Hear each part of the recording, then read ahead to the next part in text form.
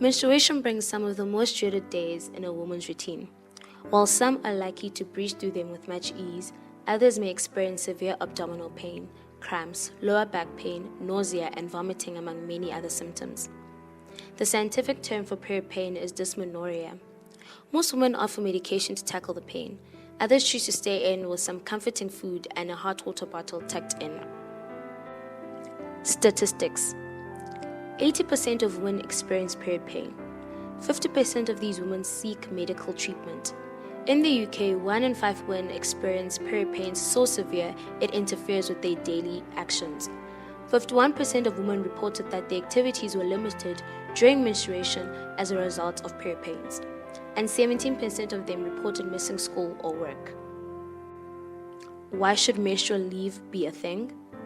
The medication that is sometimes given to women for menstrual pain is unhelpful. Giving women period leave is a practical realization of bringing women experiences into the center of work culture and tailoring it to meet the lives and needs of half of its workforce. Allowing workers time off can actually make them more productive. It is about synchronizing work with the natural cycles of the body. The tradition of menstrual leave started in Japan, just after World War II, where according to 1947 labor standards law, any woman who has painful periods or has a job which might intensify the period pains were allowed physiological leave. Meanwhile, in Taiwan, menstrual leave legislation was amended as recently as 2013. It guarantees women 3 days of menstrual leave a year. Indonesian women are allowed 2 days a month of menstrual leave, and South Korean workers and students are entitled to take days off when they've got their period as a sick leave. Nike also included menstrual leave in their code of conduct in 2007, and the Australian Manufacturing Workers Union started a campaign for menstrual leave for female employees at Toyota. The union asked for 12 paid days of menstrual leave for a woman per year. In the past, any proposal to allow women to have time off during their cycle has been seen as getting special treatment. But let's face it, if it were men who had periods, then this policy would have been brought in sooner. Arguments. Argument 1 for menstrual leave is that if laws can be passed that give women maternity leave, why can't women get period leave and be paid? This means that menstrual leave is something that can be incorporated into the workplace. Argument 2.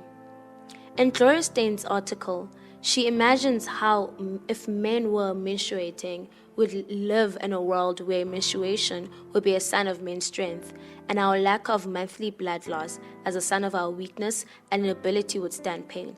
Patriarchy at its best. And lastly, some people argue that period leave policy discriminates because it reiterates that women are weaker than men.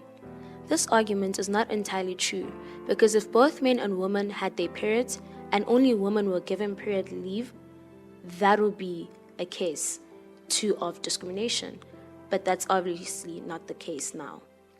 However, the period policy has a potential of being a double-edged sword. In our culture, women on their period are often treated as though they're psychologically unstable. If people could only understand period leave as something that is used to manage physical pain, and that the actions of women who choose to use the leave won't be subjected to heightened criticism. Let's not forget when Donald Trump infamously accused Fox News anchor Megyn Kelly of having blood coming out of her whatever after she was asking him some tough questions during a Republican presidential debate. However, while there are a few policies granting women a relief from work while dealing with what can be a painful physical experience, there's still a long way to go. It would seem as if many other companies and countries should accept it at long last that women do in fact bleed red each month, which means nothing more than our bodies are working.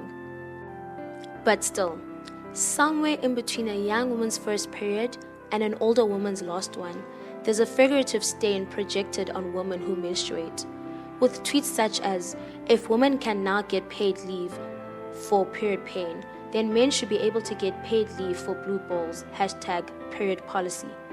Now, isn't that something just to eye roll about?